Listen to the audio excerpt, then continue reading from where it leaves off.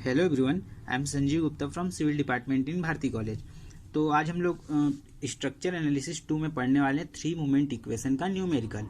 तो ये न्यूमेरिकल इससे पहले जो हम लोगों ने न्यूमेरिकल सॉल्व किया था कुछ उसी प्रकार का है, जिसमें फर्स्ट इंड जो है हमारा, जो फर्स्ट पॉइंट वाला इंड है वो क्या है, फिक्स है, और जो लास्ट इंड है, ठीक है, ये क्या है, हिंज सपोर्ट है। ठीक, तो आइए इसको सॉल्व करते हैं। तो हम लोग को पता है कि सबसे पहले हम लोग को इसमें करना क्या रहता है, 3 मोमेंट इक्वेशन में assume an imaginary zero span O A. अब इसमें क्या करना रहेगा, यहाँ पास क्या है, फिक्स सपोर्ट है। फिक्स सपोर्ट है तो हम लोग को क्या करना पड़ेगा, इसके इधर एक इमेजनरी लाइन हम लोग को एज्यूम करना पड़ेगा। ठीक, ये क्या रहेगा, ये इसका नाम क्या रहेगा, ओ। ये पॉइंट क्या है, ए, ये बी और ये सी, और इसके ये यहाँ पास क्या है, फिक्स है तो यहाँ पास क्या करना पड़ेगा, इसके इधर हम लोग को एक लाइन इमेजनरी लाइन एज्यूम करना पड़ेगा, ओ ए। ठीक, तो यहाँ पास क्या करेंगे हम लोग, assume an imaginary zero span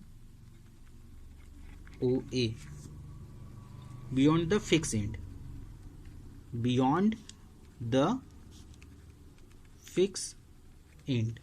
ठीक, इसके आगे क्या रहेगा, द फिक्सिंग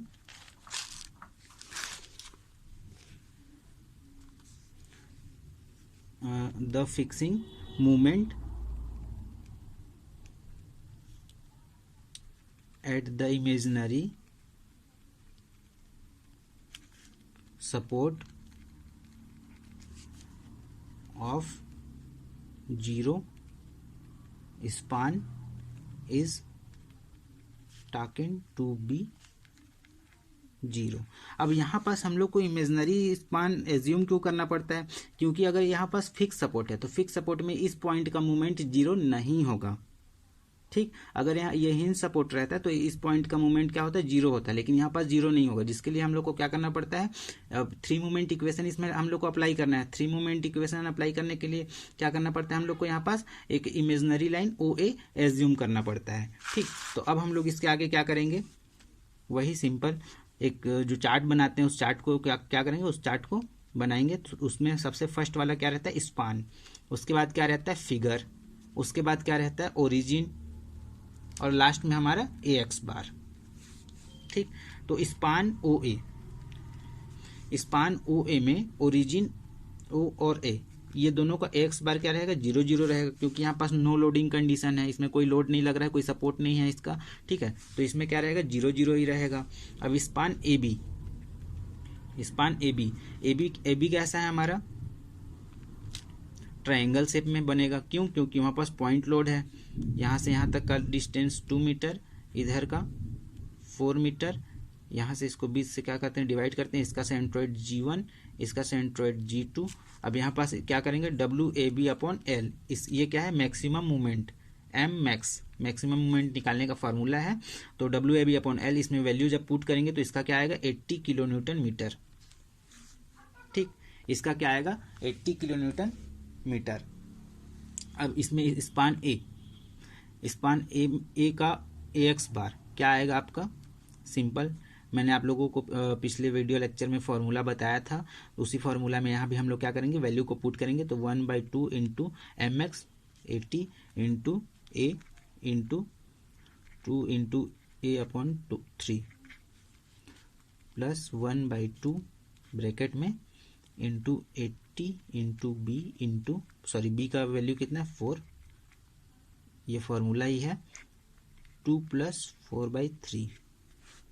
ठीक, तो इसका वैल्यू क्या आएगा, 640। अब ओरिजिन B, ठीक, ओरिजिन B पे क्या रहेगा, 1/2 into 80 into 2 into 4 + 2/3 plus 1/2 into 80 into 4 into 2 into 4/3। ठीक, इसका वैल्यू कितना आएगा आपका, 800। जब इसको हम लोग सॉल्व करेंगे तो इसका वैल्यू क्या आएगा, 800 आएगा। ठीक, अब क्या करेंगे, ओरिजिन स्पान, अब हम लोग क्या करेंगे, स्पान BC के लिए ड्रॉ करेंगे। स्पान BC में क्या था, स्पान BC में था हमारा यूडियल लोड, ठीक, यूडियल लोड, और जिसमें W कितना था 20 किलो न्यूटन। तो इसका मैक्सिमम मूवमेंट निकालने का फॉर्मूला क्या रहता है यूडियल लोड के लिए, WL²/8। इसमें जब वैल्यू पुट करेंगे तो इसका क्या आएगा, maximum movement 90 kilo newton metre.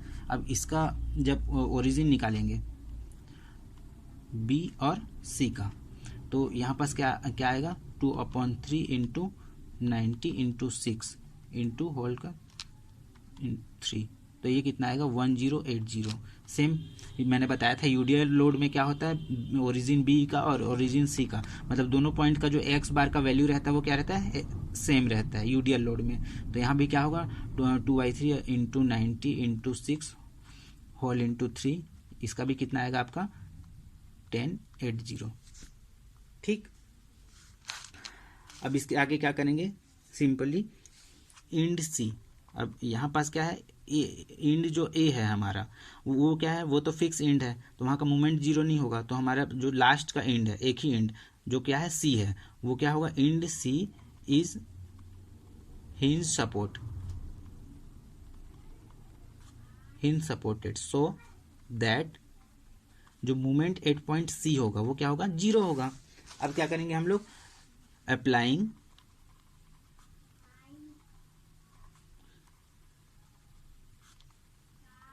Three movement equation. ठीक है, तो ये क्या होगा, applying three movement equation two span OA and AB। ठीक है, हमारा जो ये क्या था A, ये क्या था B, ये क्या था C था। ठीक, लेकिन इसके इधर भी हम लोग क्या किए थे, एक imaginary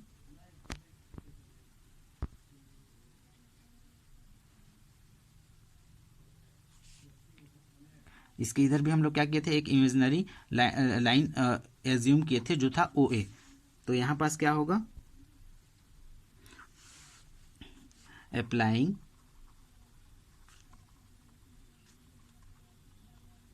three movement equation in span OA and AB। ठीक, OA एंड AB में हम लोग क्या कर रहे हैं, थ्री मूवमेंट इक्वेशन अप्लाई कर रहे हैं। ठीक है, तो यहाँ पास क्या हो जाएगा, फॉर्मूला में जब पुट करेंगे, थ्री मूवमेंट इक्वेशन वाला मैंने फॉर्मूला आप लोगों को बताया था, उसमें जब वैल्यू पुट करेंगे तो इसमें फर्स्ट वाला क्या होगा, O का वैल्यू तो पूरा जीरो रहेगा, plus 2MA 0 plus 6 plus MB into 6 is equal to -6 bracket में 0 प्लस 800/6। तो यहाँ से इसका वैल्यू कितना आएगा, 12MA plus 6MB is equal to -800। ये हो गया हमारा इक्वेशन 1। ठीक, अब फिर से यहाँ क्या होगा, अप्लाइंग थ्री मूवमेंट इक्वेशन। तो इसमें क्या होगा, अप्लाइंग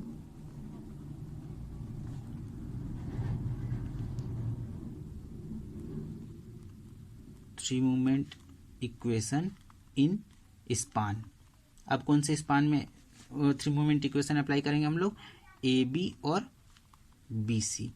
ठीक, तो AB और BC में मूवमेंट अबाउट A पॉइंट तो क्या है, जीरो नहीं है, तो यहाँ पास MA का वैल्यू क्या होगा, जीरो नहीं होगा, लेकिन जो लास्ट पॉइंट रहेगा C, इसकी वैल्यू क्या रहेगा, इसका जीरो रहेगा। तो यहाँ पास जब हम लोग वैल्यू पुट करेंगे थ्री मूवमेंट इक्वेशन वाले फॉर्मूला में, तो MA into 6 plus 2MB 6 plus 6 plus 0 is equal to -6 bracket में 640/6 प्लस 1080/6। अब इसको जब सॉल्व करेंगे तो क्या आएगा, 6MA plus 24MB is equal to -1720। ये क्या आ गया हमारा, इक्वेशन 2।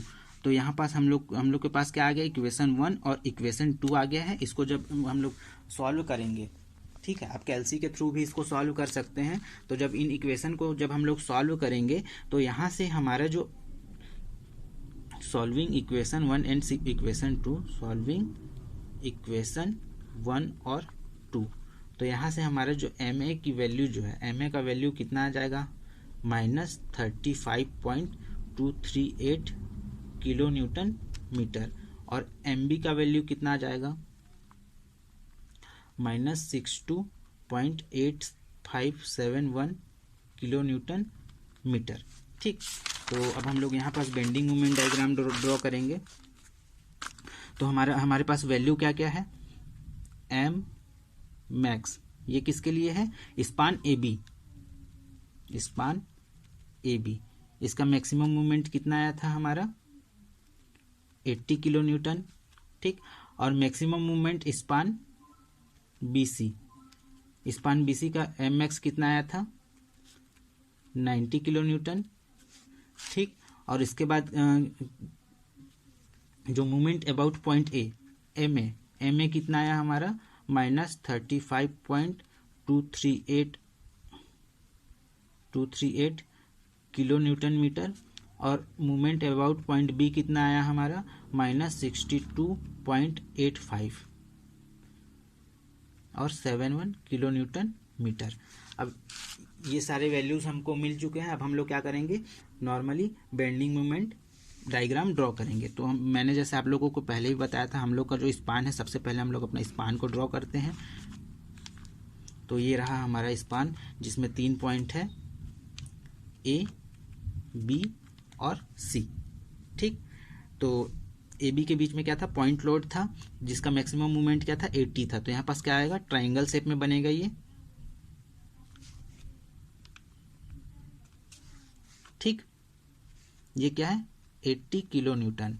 अब क्या है, अब बीसी स्पान के बीच में क्या था, यूडियल लोड था, यूडियल लोड, उसका मैक्सिमम मूवमेंट कितना है, 90 किलो न्यूटन। तो इससे क्या होगा, थोड़ा ऊपर बनेगा, तो कुछ इस प्रकार से। और ये क्या होगा, कर्व शेप में बनेगा।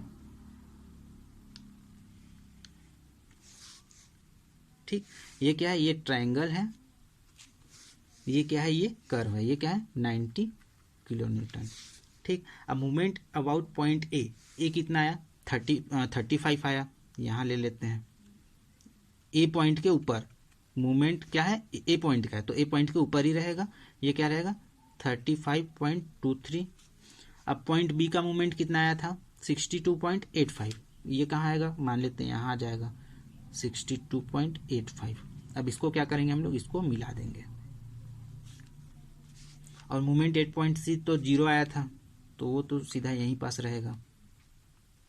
ठीक, अब इसको क्या करेंगे, ये माइनस में है, ये भी माइनस में है, तो यहाँ पास क्या करेंगे हम लोग, इसको माइनस साइन इसको ड्रॉ कर देंगे। ये क्या है, प्लस में है, पॉजिटिव है, तो ये क्या रहेगा, पॉजिटिव रहेगा। ठीक, तो जो माइनस माइनस है और जो प्लस प्लस है उसको ड्रॉ करेंगे। उसके बाद क्या करेंगे, जो आउटर लाइन है उसको हैच कर देंगे।